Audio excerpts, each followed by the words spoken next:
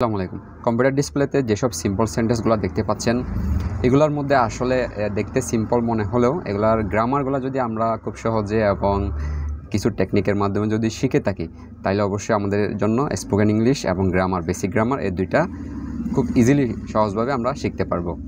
তো ইংলিশ শেখার ক্ষেত্রে কিন্তু আপনাকে বেসিক গ্রামারটাও জানতে হবে, পাশাপাশি আপনাকে প্র্যাকটিসও করতে হবে। তো এই দুইটার সমন্বয়ে আপনাকে আস্তে আস্তে এগিয়ে যেতে হবে। তো চলুন দেখে নেওয়া যাক তাহলে কম্পিউটার স্ক্রিনে কীভাবে আমরা সিম্পল সেন্টেন্সগুলোর মধ্যে যেসব গ্রামাটিক্যাল রুলসগুলো আছে সেগুলো আমরা ফলো করেছি এবং সেগুলো কীভাবে আমরা বুঝতে পারবো এবং সেভাবে আমরা আমাদের ইংলিশ প্র্যাকটিসকে এগিয়ে নিয়ে যেতে পারবো। তো প্রথমে লেখা আছে এখানে আপনার I walk up every morning, ঠিক আছে। তাহলে এখানে আইটা হচ্ছে সাবজেক্ট, আমরা দেখতে পাচ্ছি আইটা হচ্ছে যে সাবজেক্ট এখানে। দেন আপনার ওয়াক আপটা হচ্ছে যে মূল ভার্ব, ওকে। এটা হচ্ছে আবার অবশ্যই ফ্রেজাল ভার্ব হিসেবে আমরা আরেকটা ক্লাস নিব, তবে এটা মূল ভার্ব হিসেবে চিনে রাখুন। এবং এভরি মর্নিংটা হচ্ছে যে অবজেক্ট, এখানে এভরি মর্নিংটা অবজেক্ট। তাহলে আমরা জানি যে সাধারণত ইংলিশ গঠন করার ক্ষেত্রে আমরা গ্রামারের বেসিক যে রুলসটা আছে সেটা হচ্ছে যে আপনার subject plus verb plus object. তো সেক্ষেত্রে আমাদের এখানে সাবজেক্ট এসেছে, ভার্ব এসেছে এবং অবজেক্ট এসেছে। তো এটা হচ্ছে যে প্রেজেন্ট ইনডিফিনিট টেন্স। আপনাকে মনে রাখতে হবে এটা কোনো আপনার বর্তমান অতীত ভবিষ্যৎ নির্দেশের মধ্যে আপনার শুধুমাত্র বর্তমানকালের যেটা সচরাচর আমরা ইউজ করি সেই আপনার স্ট্রাকচারটা এখানে ফলো করা হয়েছে। তো আমরা এরপরে কি দেখতে পাচ্ছি তাহলে অ্যাজ সুন অ্যাজটা হচ্ছে যে এখানে কনজাংশন। কেন কনজাংশন? কারণ আপনার এটা হচ্ছে যে as soon as I get up, okay. I get up, sorry এখানে একটা বাদ গেছে। As soon as I get up, যখনই আমি উঠি। এটা অ্যাজ সুন অ্যাজটা হচ্ছে যে আপনার কনজাংশন। কেন কনজাংশন হয়েছে? কারণ আমরা জানি কনজাংশন দুইটা ক্লজকে একত্র করে। তাহলে এটা হচ্ছে যে একটা ক্লজ আর এটা হচ্ছে যে আরেকটা ক্লজ, ঠিক আছে। তো এখানে একটা হচ্ছে যে ডিপেন্ডেন্ট ক্লজ আর একটা হচ্ছে ইন্ডিপেন্ডেন্ট ক্লজ। তো এখানে ডিপেন্ডেন্ট ক্লজ হচ্ছে যে যেটা অন্যের উপর নির্ভরশীল, যেটা তার মনের ভাব সম্পূর্ণ প্রকাশ করতে পারছে না, এবং আরেকটা ক্লজের মাধ্যমে তার পূর্ণরূপ সে প্রকাশ করতে পারতেছে। তাহলে এখানে অ্যাজ সুন অ্যাজটা হচ্ছে যে কনজাংশন এবং আই গেট আপ এটা হচ্ছে যে আপনার ডিপেন্ডেন্ট ক্লজ। দেন ইন্ডিপেন্ডেন্ট ক্লজ হিসেবে আমরা কোনটা জানি? আই ওয়াশ মাই ফেস এবং ফ্রেশন আপ, এটা হচ্ছে ফ্রেজাল ভার্ব। এই পুরোটা মিলে আপনার এতটুকু মিলে আপনার ডিপেন্ডেন্ট ক্লজ। তো ডিপেন্ডেন্ট ক্লজ আপনার যেহেতু এখানে আছে, অর্থাৎ ইন্ডিপেন্ডেন্ট ক্লজ যেহেতু এখানে দেখা যাচ্ছে, তাহলে এই ইন্ডিপেন্ডেন্ট ক্লজকে কী করেছে? আপনার পূর্ণমর্যাদা দিয়েছে। সো এরপরে আসছে আপনার then I have my mother with various task, okay. দেনটা হচ্ছে যে এখানে অ্যাডভার্ব। কেন অ্যাডভার্ব? অর্থাৎ I have my mother with various task, ঠিক আছে। আমি কি করি? হেল্প করি। এখানে মূল ভার্ব কোনটা? হেল্প করি। হেল্প দেনটা কাকে মডিফাই করতেছে? আপনার হেল্পকে। হেল্প কখন করে? তখন করে। তাহলে কি বুঝবো আমরা? দেনটা এখানে অ্যাডভার্ব, ওকে। এরপর আসতেছে আপনার I have my mother with various task. With আমরা এখানে জানি আপনার প্রিপোজিশন হিসেবে ব্যবহার করা হয়েছে। প্রিপোজিশন নিয়েও আমরা আরেকটা ক্লাস করব, আর একটা না আর অনেকগুলো ক্লাস করতে হবে প্রিপোজিশনের উপর। তবে এটা সিম্পলি জেনে রাখুন এটা যে আপনার এক্ষেত্রে প্রিপোজিশন হিসেবে ব্যবহার করা হয়েছে।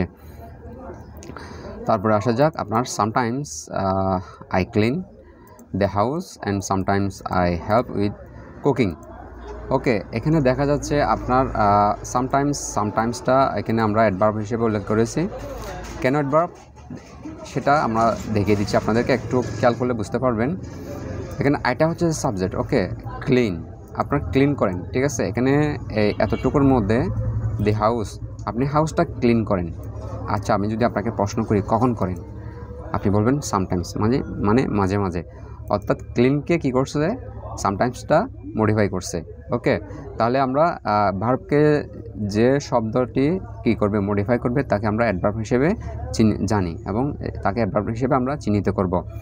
সুতরাং সামটাইমস আই ক্লিন, ওকে, দি হাউসটা এখানে অবজেক্ট, আবার এখানে আইটা হচ্ছে যে আপনার সাবজেক্ট। কমা দিয়ে আমরা কী করছি? অ্যান্ড সামটাইমস যেহেতু আগে আমরা বলেছি অ্যাডভার্ব, এখানে এই ক্লজের ক্ষেত্রেও কি আপনার adverb I have with cooking, okay. আচ্ছা, এখানে আপনার কুক থেকে কুকিং কেন হলো? আমরা জানি সাধারণত প্রিপোজিশনের পরে আপনার নাউন বসবে, ওকে। যেহেতু কুকিংটা হচ্ছে যে এখানে আপনার কুক থেকে কুক যেহেতু আপনার কি হয়েছে আপনার ভার্ব মূল ভার্ব থাকবে, সেক্ষেত্রে আমরা আইএনজি যোগ করে এটাকে জিরান করা হয়েছে। জিরান কাকে বলে? জিরানের উপর আমরা একটা ক্লাস নেব। তবে জিরান সম্পর্কে এতটুকু জানেন যে জিরান কী করে নাউন হিসেবে ট্রেড করে, ঠিক আছে? নাউন হিসেবে এটা বিহেভ করে সেন্টেন্সের মধ্যে। সুতরাং আমরা আইএনজি যোগ করে এটা জিরান অ্যাজ এ নাউন হিসেবে আমরা ব্যবহার করেছি। তারপর আছে কি আপনার while my mother prepare breakfast, okay, যখন আমার মা সকালের নাস্তা রেডি করে, এটা একটা ক্লজ, ঠিক আছে? এটা ক্লজটাকে আপনার কি পূর্ণমর্যাদা পেয়েছে? মাই mother prepare breakfast, while my mother prepare breakfast, যখন আমার মা সকালের নাস্তা তৈরি করে। সম্পূর্ণ আপনার মনে বা প্রকাশ করতে পারেনি। দেন পরের আপনার ক্লজটা হচ্ছে যে I pack my school bag, okay, এটা হচ্ছে যে independent. I pack my school bag, আমি আমার স্কুল ব্যাগ কী করি? প্যাক করি। তাহলে দেখা যাচ্ছে এটা হচ্ছে যে ইন্ডিপেন্ডেন্ট ক্লজ এতটুকু পর্যন্ত, ঠিক আছে? আর এটা হচ্ছে যে সাবঅর্ডিনেট অথবা ডিপেন্ডেন্ট ক্লজ আর কি আমরা যেটা বলি। সুতরাং দুইটা, একটা ইন্ডিপেন্ডেন্ট ক্লজ একটা ডিপেন্ডেন্ট ক্লজ, যেহেতু এক করতেছে কে? হোয়াইল, এই কনজাংশন দ্বারা। সুতরাং আমরা কনজাংশন মানে কি জানি? কনজাংশন মানে আমরা জানি যে দুইটা ক্লজকে কী করা, সে একত্রে একটি সেন্টেন্সে রূপান্তর করবে। তাহলে হোয়াইলটা এখানে হচ্ছে যে আপনার conjunction. Then my mother prepare breakfast, এটা হচ্ছে সাবঅর্ডিনেট ক্লজ, এবং সেই সাবঅর্ডিনেট ক্লজটার দ্বারা আপনার কি পুনরূপ পেয়েছে আপনার I pack my school bag. এই ইন্ডিপেন্ডেন্ট ক্লজটি দিয়ে এই আপনার উপরের এই ক্লজটি কী পেয়েছে? আপনার পূর্ণমর্যাদা পেয়েছে। Then I put on, I put on এটা হচ্ছে ফ্রেজাল ভার্ব। আপনার I put on my uniform, my ইউনিফর্মটা হচ্ছে যে অবজেক্ট, আমরা জানি এখানে সাবজেক্ট হয়েছে আইটা দিয়ে, এবং পুট অন দিয়ে এটা ভার্ব হিসেবে আপনার মূল ভার্ব হিসেবে এসেছে। দেন মাই ইউনিফর্মটা হচ্ছে যে object. And get ready for school, এবং স্কুলে যাওয়ার জন্য রেডি হয়ে যায়।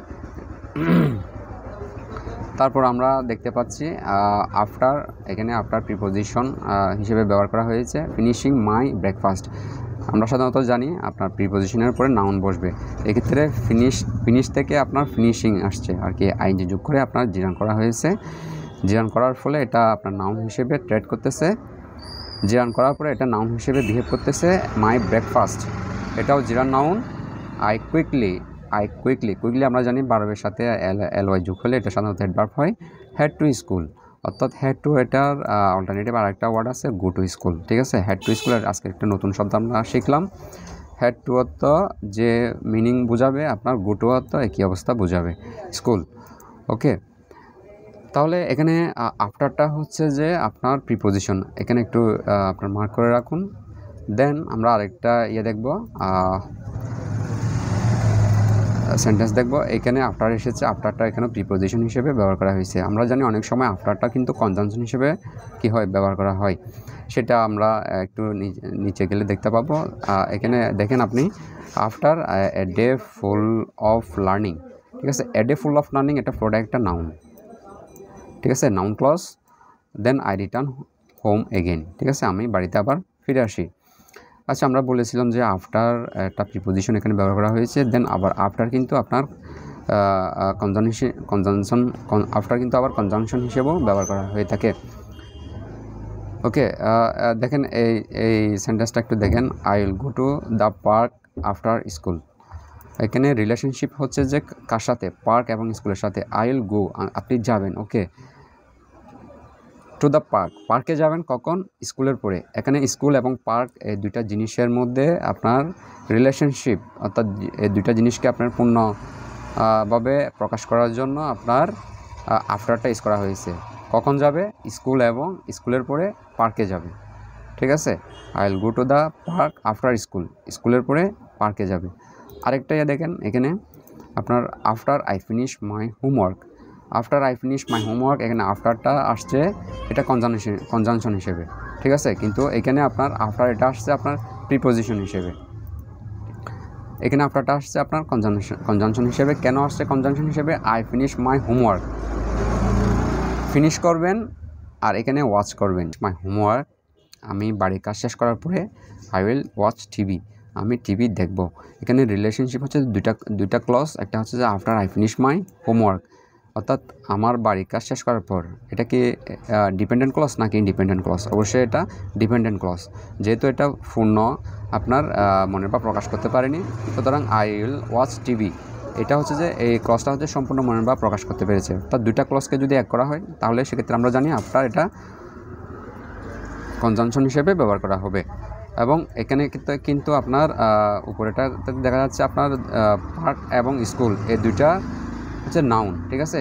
পার্ক এবং স্কুল দুইটা নাউন, দুইটা নাউনের আপনার রিলেশনশিপ বোঝাইতেছে, কিন্তু এখানে রিলেশনশিপ দেখাইতেছে যে আপনার দুইটা ক্লজ এবং দুইটা আপনার মূল ভার্ব, অর্থাৎ ফিনিশ করবে, ওয়াশ করবে, ঠিক আছে? আগে ফিনিশ করবে তারপর ওয়াশ করবে।